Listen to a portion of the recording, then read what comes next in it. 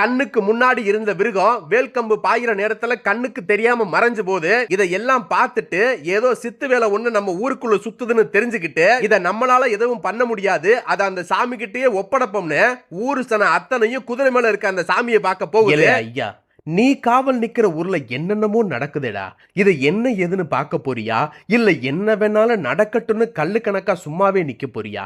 இந்த ஊரை எம்புட்டு செழிப்பா வச்சுப்புட்ட, ஆனா விதைச்சது வீடு வந்து சேர்க்க விடாம அழிக்கிற மாயத்தை உழவ விட்டுட்டு ஒம்பாட்டுக்கு கம்முன்னு இருந்தா நல்லாவா இருக்குது?